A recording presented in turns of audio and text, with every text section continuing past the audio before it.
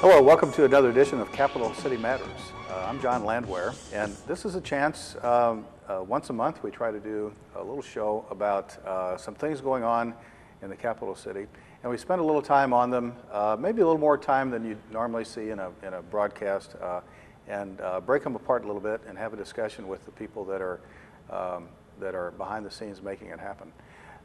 This week, or this month, we've got two very timely guests because we're going to talk about two very timely events that are occurring uptown in Jefferson City. And we're going to talk about the 4th of July celebration, and we're going to talk about Thursday Night Live. And my guests today are Jill Snodgrass and Sean Krikorian, both from the Daily Planet.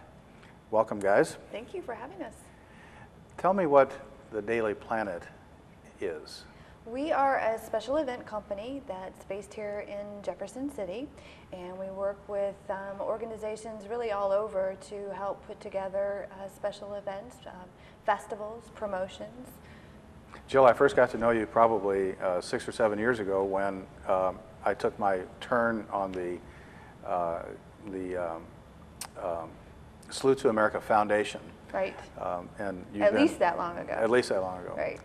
You've been great to work with, and those big events, you can get a lot of volunteers, and Jefferson City is blessed with always a lot of volunteers coming out, but you really need a professional in anything that size, and Daily Planet's done a great job. Thank you. You know, historically, the 4th of July event in Jefferson City has some interesting roots, going all the way back to, I think, when Dan Rolling was a little boy, and he shot bottle rockets off over at Lions Field. There's all kinds of folklore associated. But moving forward into the more recent past, for a while, that event was managed by the Chamber of Commerce. That's right. And then what was it, about 7 years ago? Well, actually, it was 2001 that we were approached. The Chamber sent out an RFP to organizations looking to try to find someone to come in and an event company to come in and make some major changes. It had kind of outgrown itself. So in 2002, we were awarded that contract, and we helped put together a non-for-profit foundation that actually is now what organizes and runs and funds the Salute to America.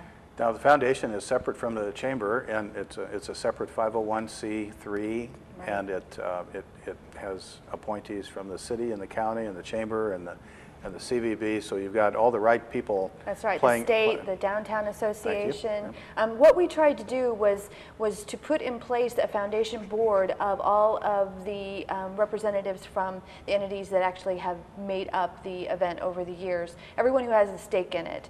And I think when you have the stakeholders at the helm, it really helps to make a lot of things happen that you might not otherwise get happen. I know, for example, one year we needed some parking meters taken care of, and as the mayor, you were able to get those cut down for us, so that was pretty neat.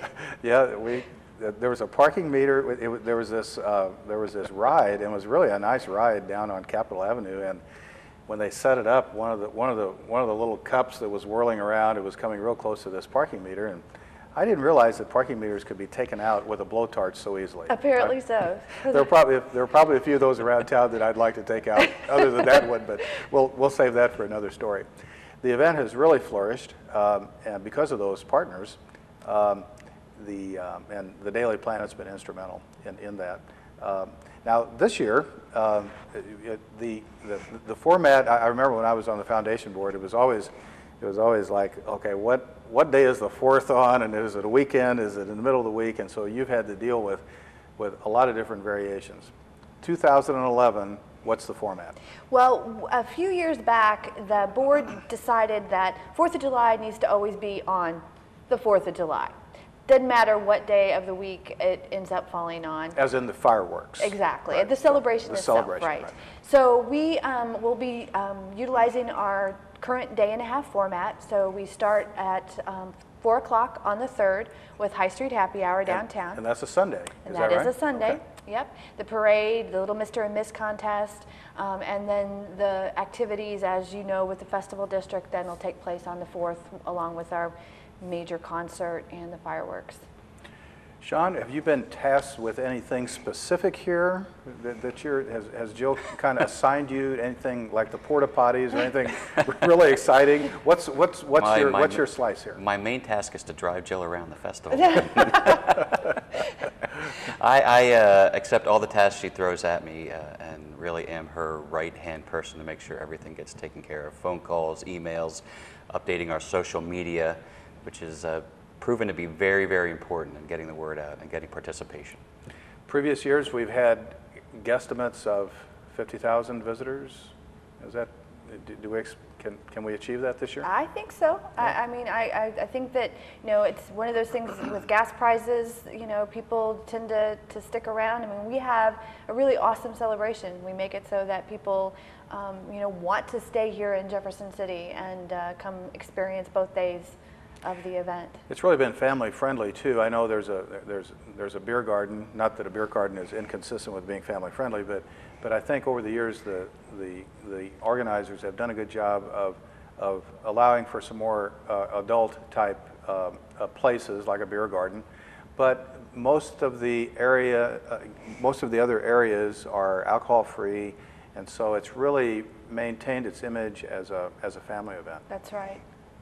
Can you tell them about some of the new things that we have for families? For sure. Also, the carnival is Right. going to be on the 2nd, starting Saturday. So the carnival will run for 3 days this festival, when actually the parade and everything else starts on the 3rd. So folks could come up and enjoy the carnival without maybe all the traffic and the crowds.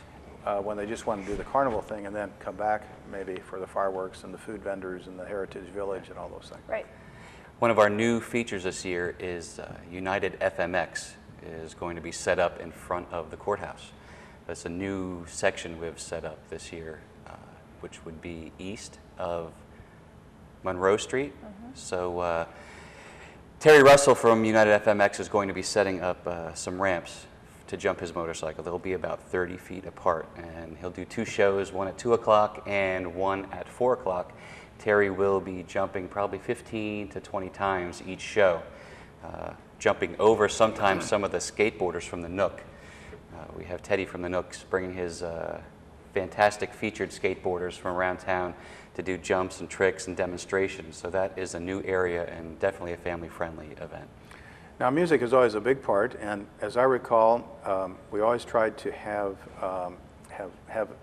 a performance on the 3rd, Mm-hmm. kind of after the parade, kind of at the opening part, Right. and then with the major headliner on the 4th before the fireworks. Right. There's always a buzz around town about who the performers are going to be. Can you share that with us? I can.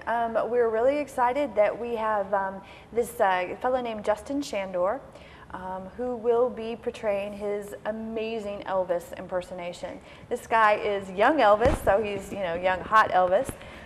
He is directly from the Las Vegas, plays at the MGM and around town there. He also was the winner last year of the Graceland competition, which is a big deal. Really? Yeah, really big deal. So we were really, really lucky to have him. He does, like I said, young Elvis, but he also does the 70s Elvis as well. So you'll get a full show with that, and that's on the 3rd, and of course sponsored by the Riley Buick GMC and Midwest Black and Brick. So that's the 3rd.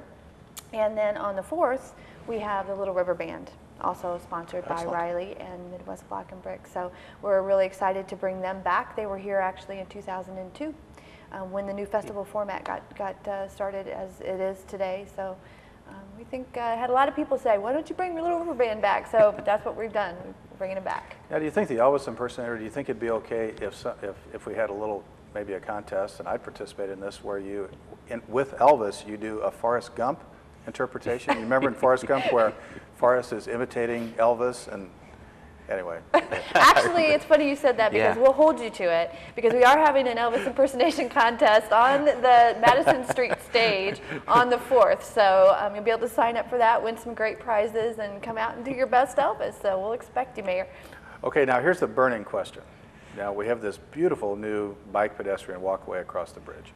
I just love it. I know some people kind of poo-poo it, but I think it's really being used a lot, and And I think it's just going to be cool into the next generation. Definitely. Anyway, so much for a paid advertisement. But now that's a state-owned asset.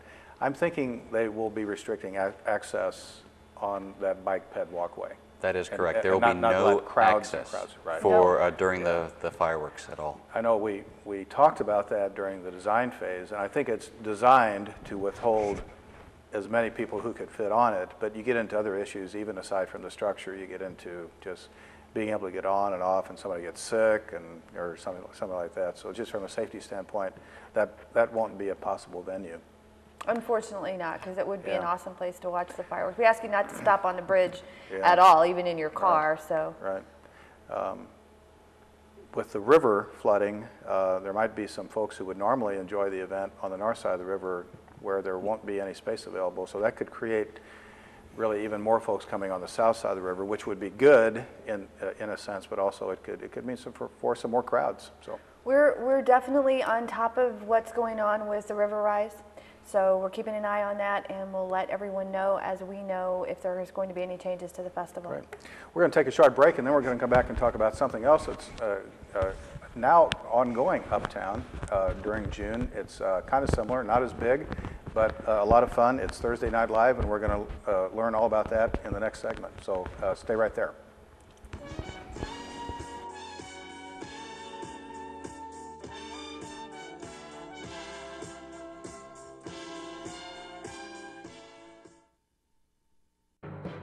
In the next 60 seconds, 12 people in our world will go blind. One of them a child. Hello, I'm Jimmy Carter. Experts predict in the next 15 years, the number of blind people could double to 75 million, yet 80% of blindness is preventable. Lions Clubs International has long been a champion of blindness prevention. I know because I am a Lion. Since 1990, Lions Clubs have saved the vision of 24 million people in countless communities through the Sight First program. Now, Lions have launched campaign Sight First 2 to expand blindness prevention programs worldwide and save the sight of 37 million more. Vision improves lives. We need your help. Support your local Lions Club. Save sight through campaign Sight First 2. Donate, volunteer, get involved. For more information, visit www.lionsclubs.org.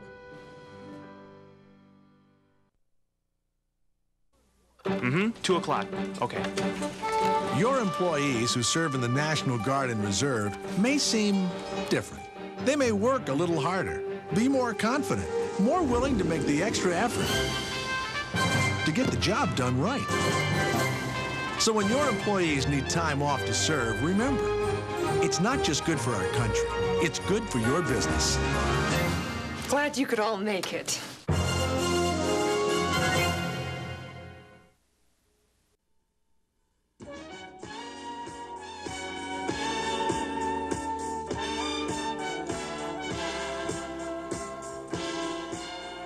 Welcome back to another edition of Capital City Matters. We took a little break. During the first part of the show, we were talking to Jill Snodgrass and Sean Krikorian from the Daily Planet, and we talked about a big event downtown that's become quite a tradition for, and particularly fitting for the capital city, the Salute to America event over the 4th of July weekend. We want to morph into kind of a related topic, same location, but kind of a different deal, and we've already experienced one of the, I'll call them the new Thursday Night Live events downtown. What's the, I know everyone was kind of looking at this new protocol. We have a festival district ordinance that we'll talk about in a minute. Off the top of your heads though, what are you guys hearing, Sean, in terms of things go well on this experimental? Things went very well the first week. There are a few tweaks we're going to make for this coming Thursday, but overall there were no problems reported anywhere, and everybody seemed to have a fantastic time.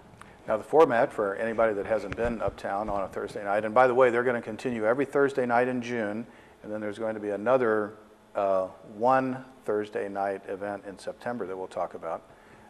So anybody watching the show, if you've got a Thursday night coming up, come on downtown. 5:30, 6 o'clock, live music on the stage at Madison and High, right? Right. Now, one of the differences between now there have been some Thursday nights and Friday nights, experimentations downtown, and the idea is to get folks back downtown, having a positive experience with the downtown. Ultimately, maybe doing some shopping, but just everybody being exposed a little bit more and becoming a fan of the downtown. There's a difference in the format and the protocols this year, and it's because the City Council just several months ago passed a festival district ordinance. Tell me about that, Jill. What does that ordinance allow that was not allowed before? Well, basically, having an open container really anywhere in the state is illegal. So you can't walk out of a bar with a drink right now. And so what the ordinance allows is for us to create a defined area where people can purchase a drink from an approved vendor outside. So you can't go inside the bar and bring it out still, but you can purchase a drink outside in an approved cup if you are wearing the event wristband, and then you can walk around within the festival district with that. And it was a pretty narrowly defined district, as I recall, about 2 blocks on High Street, essentially, maybe the block on Madison also? It is, yeah, that's exactly right. Okay. And the problem of underage drinking was pretty much taken care of, because I know when I showed up, I wanted to buy a beer and I didn't have my little band, and they said, you got to go get a band, so I go get the band. Everybody shows an ID. Even That's me, right. I was flattered they asked me for my ID. But they really were very, very careful about IDs. And you get the red band, and then, Jill, that allows me then to go to 3 or 4 different establishments that were set up outside. That's right. To have a beer. Yeah, you could go to The Spot, J. Finney's, Bones was set up in the alley, Madison's was outside, Gumbo Bottoms had a bar set outside, and also Mortimer's. There were several other, like High Street Pub and the New Cork. They're participants, but they are not one of the places that you can actually buy outside and walk out with. I didn't really think of it when I was there. I know adding the availability of an open container and having to have a beer, I think is attractive to a few folks. But I didn't get the impression of it being kind of a beer garden where really everybody was drinking beer, really, because you still had families and a lot of folks. So I didn't get the sense that it was kind of a beer bash at all. No, not at all. I mean, we've always had the outside beer gardens, if you will, at those establishments. They have, their cafe seating outside, so you could always sit outside with a cocktail and watch or listen to what was going on for Thursday Night Live. This just took the police department out of the equation of having to say, no, you can't, walk out of that street with that container. So that's really all that it's done. So far so good. Now, the Thursday Night Live during Thursdays in June, and then there's going to be another one-shot Thursday night in September. This ordinance, though, applies to not just the downtown location, right? Right. Other parties can file an application and... Well, right now there's only one other approved festival district, and that's over right. in the Munichburg area. Okay, so right now there are some geographic locations. It's Yes. either downtown, and you just indicated that they're also in the ordinance the possibility of a festival district or an open container district would also be in the old Munichburg area, probably coinciding with a little thing called Oktoberfest. Hopefully so. Right now the ordinance is only applicable until the end of June. So it will that's right. not be in effect for sure over the 4th of July, so we want to make sure that everybody understands that. But then the council will get together with all of the people who participated and revisit that ordinance, see what needs to be tweaked, and then hopefully be able to revive that in time for Oktoberfest and some of the other cultural events in the city. That's a pretty good way to do it, I think. I know whenever you do an ordinance, it's on the books forever unless you rescind it, and sometimes it's kind of hard to put the toothpaste back in the tube. But what they did this time, as you say, they made the effective date just until the end of June. Right. And then they're going to revisit it. So I think the council did a good job of kind of sorting through that and being careful. On one hand, it's not a big deal. It's not revolutionary to have an event where you have open containers. But on the other hand, there are folks in town that don't want the downtown area or the south side to become just this loosey-goosey, you know, district that develops a reputation that isn't family friendly. So Right. I think they did a good job with it. Definitely Thursday Night Live, you know, agrees that first and foremost, this, you know, needs to be an event where people feel comfortable bringing their kids down. It's an early event, but by the same token, you know, the event is to promote live music in Jefferson City, so we want people to come down, get a taste of what they can hear later on that night or that weekend in the bars, and come back and spend their time and money in the restaurants and the establishments. Now, the September event, John, is put on by the Jefferson City Arts Council. Is it kind of affiliated with them, do you know, or how does that work? How does that work, Joe? Well, they're actually having, they're trying to take a number of events and make a weekend out of it. So already you would have the library concert at the Capitol, and you would already have had the Thursday Night Live and the Jazz Fest and the Chalk Art event. So they're just kind of taking and being an umbrella organization to herd all that together, enhance it some, you know, publicize it, and make it a whole weekend of activities. That'll be the second weekend in September. You know, they did that very successfully last year, combining the Pumpkin Fest and The Harvest Fest the Harvest and Fest Multicultural. and the Multicultural Yeah. Farm. And those were two neat events, but when they put them together, they really were very symmetrical, Right. and they had good crowds up there for that. A lot of times that economy of scale really helps. You know, it helps with everything, getting your crowds and, you know, your advertising dollars and your volunteer efforts, which is always a really important part of putting an event like that on. Well, some good things downtown, and really, as you say, the festival district right now is just constrained to downtown or Old Munich-burg.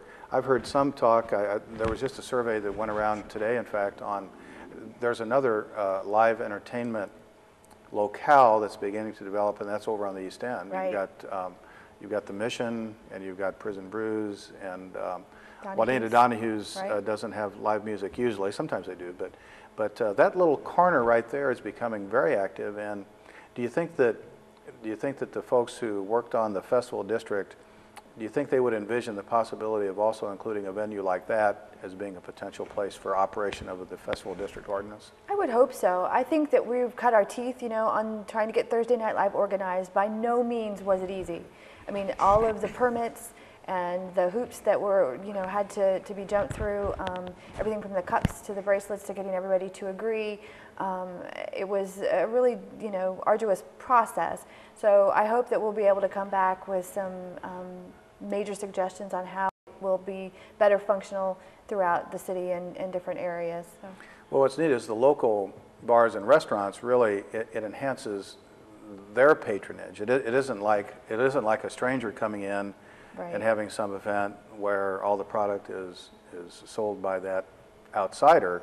Really, all these things are promoting the current retailers that are there. Exactly, and our sponsors, because we have both, you know, liquor sponsors and Shepherd's beer sponsors for each week as well. So We've decided not to bring any outside vendors in either and allow the local businesses downtown to serve food, serve beverages, and really recoup some costs that way too. Right. And we've persuaded some of the businesses downtown to actually stay open Thursday night. They see how big the crowds get. So it really is participatory with a lot of the businesses downtown now on Thursday nights. That's great, because I know sometimes, you know, the 4th of July is such a big event, and I know, Jill, we work to bring in a lot of food vendors. And sometimes there'd be a little concern from the local folks that, well, wait a minute, I pay my taxes all year. Here you're letting somebody come in with a hot dog stand from Sedalia, you know. And you know, our counter to that was, well, wait a minute, we're bringing 50,000 people, and a lot of them are going to be going to your, you know, but you guys have, the Thursday Night Live, you've decided to keep it local. Right. And that's got to make you pretty popular with the retailers. Actually, it is. A lot of them thanked us for not having any vendors this year, and quite a few of them actually had barbecues and things set up outside. Not quite sure what we were going to do the first week, how busy it was going to be, but now I think they see that the crowds are there and they'll adjust accordingly. Well, when you look at the downtown corridor, at that High Street corridor, there are plenty of food vendors Right. to take care of those crowds. You know, I'll step back a little bit. We were talking about the East Side and you know, redevelopment of those older parts of town, whether it's the East Side or Old Munich-burg or the downtown, is so huge. Other than even an event standpoint, just in terms of the city as it grows, it doesn't just grow outward, but it's re-nurturing its inner part. You know, if I was standing at the corner of Ash Street and High 15 years ago, and somebody said, you know, someday you're going to have traffic problems here and parking problems because you're not going to have enough parking spaces for people who want to come here for entertainment and dining. I think if I'd said that, I think they would have said I was crazy. Yeah, me too. I worked with Dave Brizendine, who owned the apartment complex there. So I think agree. maybe we're turning the bend, thanks to the chamber and a lot of good retailers and the Daily Planet, who takes care of all the details. Guys, thanks for coming. This has been a great segment of Capital City Matters. Some neat things going on, both the big celebration, 4th of July, and then the ongoing Thursday night live events in June, and then a special one in September. Thanks again for tuning in. We'll be back next month, and we'll explore something in detail that you otherwise might not have learned so much about. Have a great day.